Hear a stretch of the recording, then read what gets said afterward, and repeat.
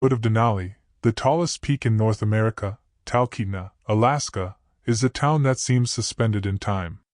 Its population hovers around 1,100, but the number swells in the summer when climbers and tourists pour in, drawn by the lure of wild rivers, mountain vistas, and the promise of adventure under the midnight sun.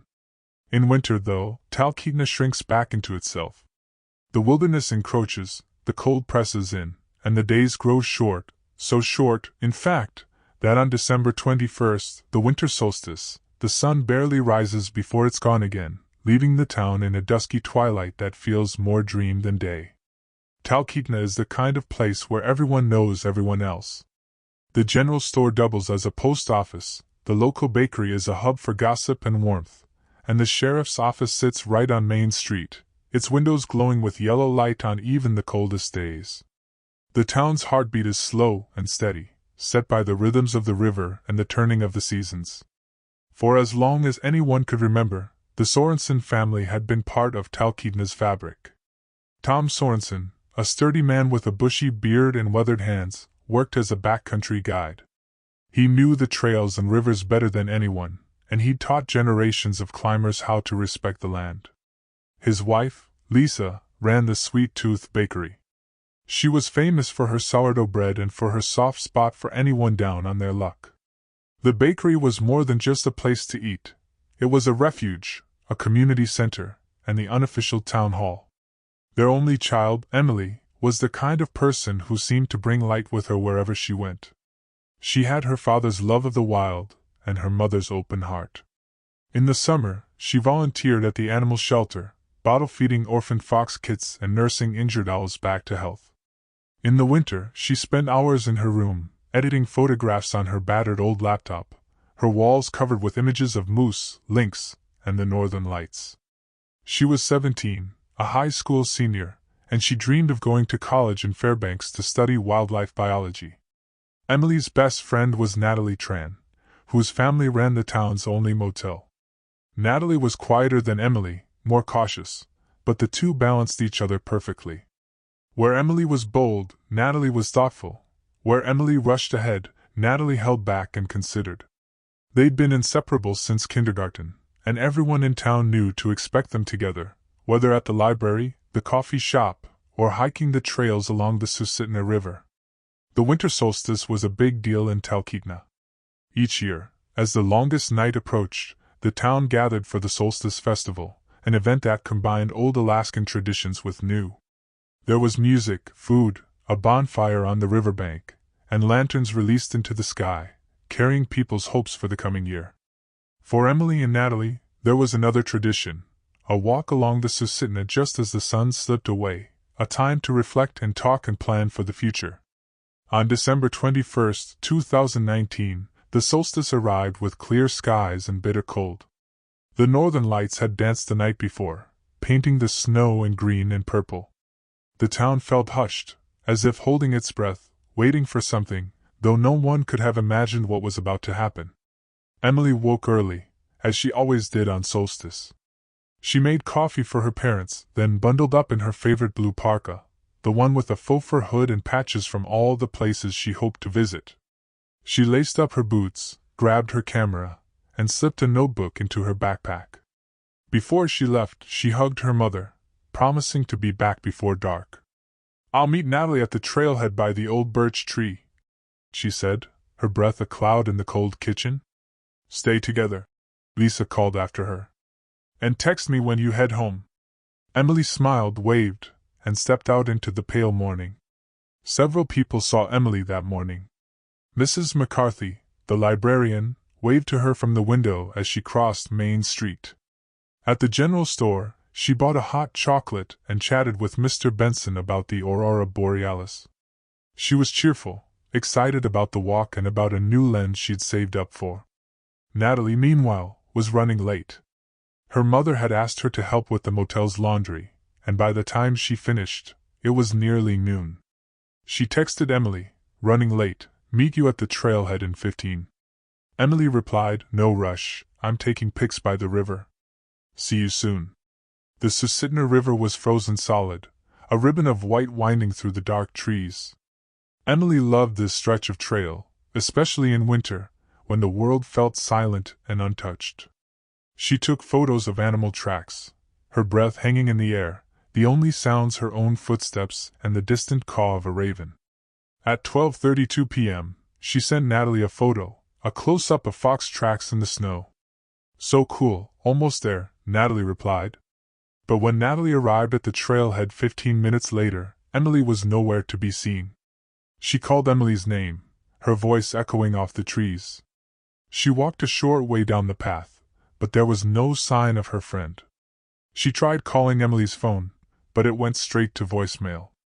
Natalie waited for almost an hour, pacing, checking her phone, growing more and more anxious. Finally, she texted Emily again, "Are you okay? Where are you?" There was no response. As the afternoon wore on, Natalie's worry turned to fear. She called Emily's mother, who assured her that Emily was probably just out of cell range, but as the sun set and the temperature dropped, Lisa began to worry too. By 5 o'clock, Tom was home from a guiding trip, and he set out for the river with a flashlight, calling Emily's name. He found only empty woods and darkness. By 7, the Sorensens called the Alaska State Troopers. Within an hour, the news had spread through town: Emily Sorensen was missing. Neighbors, friends, and strangers gathered at the trailhead, bundled in parkas, their breath steaming in the cold. Search dogs were called in, and a helicopter with a spotlight swept low over the trees. Volunteers formed lines, walking shoulder to shoulder, scanning the snow for any sign of Emily. It was near midnight, under the wavering green light of the aurora, that someone found the first clue: a single blue boot, lying on its side at the edge of the riverbank. Next to it was a streak of blood, frozen into the snow. Emily's camera was gone. Her backpack was not found. There were no footprints leading away, only the scuffed tracks of a struggle, quickly covered by drifting snow. The Alaska State Troopers took control of the search the next morning. They set up a command post at the community center, mapping out the area and coordinating volunteers. The cold made everything harder: batteries died, radios crackled, and the snow covered any trace left behind. Sheriff Dale Kenning, Talkeetna's longtime lawman, was at the center of it all. He was a big man, gruff but respected, known for his calm in a crisis. He spoke to the Sorensens, promising he would do everything in his power to bring Emily home. Troopers searched the riverbank, finding only a few more drops of blood and the mark where the boot had been dragged through the snow. They canvassed the town, interviewing everyone who had seen Emily that day. Mrs. McCarthy remembered her smile. Mr. Benson recalled her excitement about the solstice walk. A local fisherman reported seeing a girl matching Emily's description near the river around noon, talking to someone he couldn't identify, a tall man in a dark coat. The search dogs lost Emily's scent at the river's edge. The river itself was frozen, but there were cracks and thin spots where someone might have fallen through. Divers were called in, but the current and the cold made their work dangerous and slow. With no sign of Emily, investigators turned to possible suspects. Wildlife attack: some believed a bear or wolf had dragged Emily away, but the blood and struggle suggested something else. Runaway: others wondered if Emily had run away, but she'd left behind her wallet, passport, and personal belongings. Her friends dismissed the idea. Emily was excited about college and had made plans for the future. Foul play: the single boot, the blood, and the missing camera pointed to foul play. But who would harm Emily? Natalie was questioned repeatedly. Her story never changed: she'd been late, Emily was gone when she arrived, she'd waited and called and searched. Still, some in town whispered. They wondered if the girls had fought or if Natalie knew more than she was saying. Emily's ex-boyfriend, Jake, was brought in. He'd recently moved back from Anchorage after dropping out of college. He admitted he and Emily had argued a week before she vanished, but his alibi, working a shift at the local gas station, checked out. A drifter, seen around town in the days before the disappearance, was picked up and interrogated. He was released when his bus ticket showed he'd left Talkeetna hours before Emily was last seen. Emily's phone pinged near the river at 12:45 p.m., then went dark. Investigators pulled records, but there was no further activity. Her last text was to Natalie, "I think someone's following me." This message sent shockwaves through the investigation. Who was following Emily? Why hadn't she called for help? Days turned into weeks. The snow fell, covering any trace. The search was scaled back, but the Sorensens never stopped looking. Lisa posted flyers, organized vigils, and pleaded for information on the news. Tom led search parties deep into the woods, refusing to give up hope. The town grew tense. The bakery, once filled with laughter, became a place of hushed conversation and worried glances. Parents kept their children close, and for the first time, the wild beauty of Talkeetna felt dangerous. As winter wore on, the mystery deepened. Theories abounded, each more outlandish than the last. Was it Natalie? Some whispered that jealousy or a fight had driven Natalie to do something terrible. Others pointed out that she had no motive, and her grief was genuine. Jake's revenge, Jake's history with Emily fueled rumors, but his alibi was solid, and he had passed the lie detector test. A stranger, the drifter, the fisherman, even tourists passing through were all scrutinized. But no one could be tied to the scene. Sheriff Kenning, a few quietly questioned whether the sheriff was handling the case properly. He was always in control, always directing the search, but was he missing something? Or hiding something? Troopers reviewed the evidence again and again. The blood type matched Emily's, but there wasn't enough for a DNA profile. The boot had scuff marks, as if yanked off in a struggle. The riverbank was examined for drag marks, but the snow had erased everything. Natalie insisted that Emily would never have gone off with a stranger. She was careful, Natalie told investigators. She knew the woods. She wouldn't have gotten lost. The longer Emily was missing, the more the town fractured. Some accused the Sorensens of not watching their daughter closely enough. Others blamed the troopers for not doing more. Rumors circulated about a serial predator, about secrets hidden in the woods, about a curse on the town. Lisa withdrew from the bakery. Tom spent his days searching, his nights at the kitchen table, poring over maps. Natalie stopped coming to school, unable to face the whispers and stares. The town's sense of safety was shattered. Doors were locked for the first time. Children were kept inside. The river, once a place of joy and beauty, became a symbol of loss. 3 months after Emily vanished, as the snow began to melt and the river thawed, a fisherman named Bud Harris made a discovery. He was casting for trout near a bend in the river when his line snagged on something. Pulling it free, he found a battered camera, its strap tangled around a tree branch half submerged in the icy water. Bud brought the camera to the troopers. Miraculously, the memory card was intact. When the investigators loaded the card, they found a series of photos, landscapes, animal tracks, the river, the sky. Then, in the final sequence, the tone changed. The last few photos were blurred, hurried, as if snapped in fear. One showed a shadowy figure in the trees behind Emily. Another was a close-up of Emily, her face pale and frightened. Behind her, partially visible, was a man's face, familiar, yet out of place. It was Sheriff Dale Kenning. The revelation rocked Talkeetna. The man who had led the search, who had comforted the Sorensens, who had stood at the center of the investigation, was now the prime suspect. The state troopers, now with evidence in hand, quietly launched an internal investigation. They reviewed Kenning's actions over the past months. There were inconsistencies, times when he had been unaccounted for, evidence that had gone missing or been dismissed, tips that had never been followed up. They discovered that Kenning had a history of complaints from previous posts, allegations of excessive force and intimidation, but none had ever stuck. Kenning was brought in for questioning. At first, he was calm, insisting that the photo was a mistake, that he had been searching the woods that day like everyone else. But under pressure, his story began to unravel.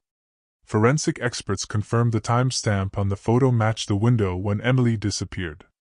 Further investigation revealed that Kenning had confiscated evidence in other missing persons cases in nearby towns, cases that now took on a new, sinister light. Faced with mounting evidence, Kenning broke. He confessed to confronting Emily on the trail. She had photographed something she shouldn't have, an illegal trapping operation he was running on the side, selling animal pelts for cash. Afraid she would expose him, he tried to scare her, but she fought back. In the struggle, he struck her, and when she fell and hit her head, panic overtook him. He staged the scene, dragged her body to the river, and pushed it below the ice, hoping the current would erase his crime. With Kenning's confession, searchers returned to the river. It took days, but finally, in a tangled mass of branches downstream, they found Emily's remains. Her blue parka, her camera strap, and a notebook filled with sketches and observations about the wildlife she loved. The Sorensens were devastated, but at last they had answers. News of the sheriff's guilt spread like wildfire. Talkeetna was stunned. The man they had trusted, who had been part of every family celebration and crisis, was a murderer. The community felt violated, not just by the loss of Emily, but by the betrayal of their faith in authority. The Sorensens, shattered by grief, found some comfort in the support of friends and neighbors. Lisa reopened the bakery, dedicating a wall to Emily's photographs.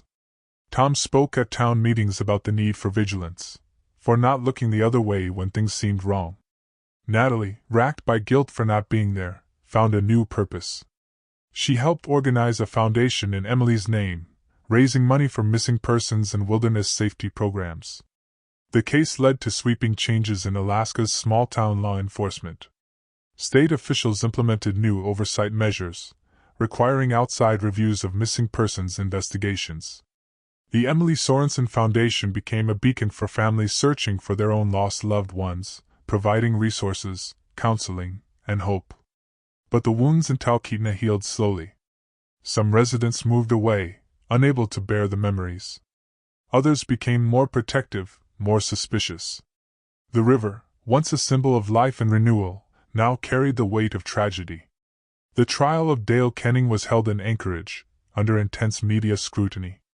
The prosecution's case was airtight: the digital evidence, the confession, the recovered remains, and the testimonies of those who had trusted him. Emily's photos, projected in the courtroom, brought many to tears. Kenning's defense tried to paint him as a man under stress, pushed to the edge by the pressures of his job. But the jury saw through it. They convicted him on all counts: murder, obstruction of justice, abuse of authority, and evidence tampering. He was sentenced to life in prison without the possibility of parole.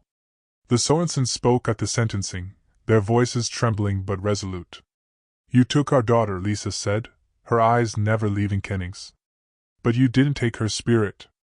She lives on in the beauty she captured, in the love she gave, and in the fight for justice that bears her name." The town gathered for a memorial at the river. Lanterns were released into the sky, just as on every solstice, carrying messages of love, grief, and hope. Even with Kenning behind bars, questions remained. How had he hidden his crimes for so long? Were there more victims, more secrets buried in the snow? The Sorensens, and Talkeetna as a whole, struggled to move forward, haunted by the knowledge that evil can wear a familiar face. But in Emily's memory, they found strength.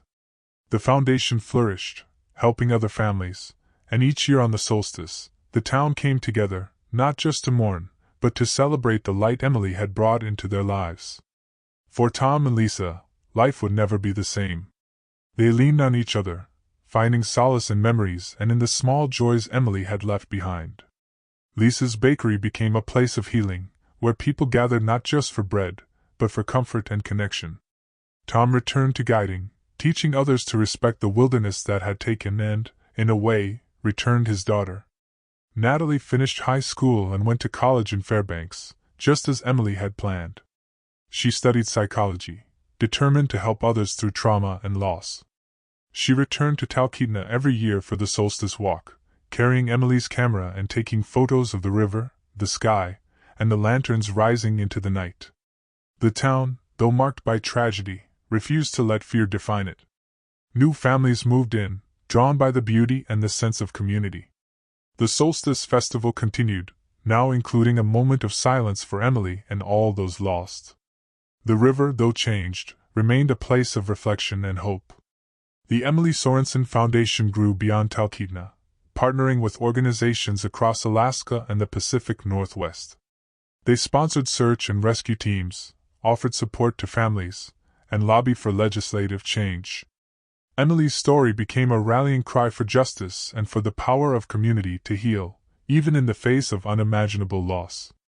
The disappearance of Emily Sorensen was a tragedy that shook Talkeetna to its core. It revealed the darkness that can hide in the most trusted places and the strength that emerges when a community refuses to give in to fear. Through heartbreak and loss, Emily's legacy endures, a reminder that even in the longest night, hope can shine, and that the bonds of family, friendship, and community are stronger than the coldest Alaskan winter. And so, each solstice, as the lanterns rise over the Susitna, the people of Talkeetna remember Emily, not just as a victim, but as a bright, brave spirit whose light will never fade. Thank you so much for watching. If you enjoyed this story, please give it a thumbs up. It really helps the channel grow. Don't forget to subscribe and hit the notification bell so you never miss a new upload. If you think someone else would enjoy this, feel free to share it with your friends. I'd love to hear your thoughts and reactions in the comments below. Let me know what you liked most, or what stories you'd like to see next. Your feedback means a lot. Thanks again for being part of this amazing community, and I can't wait to share more stories with you soon. See you in the next video.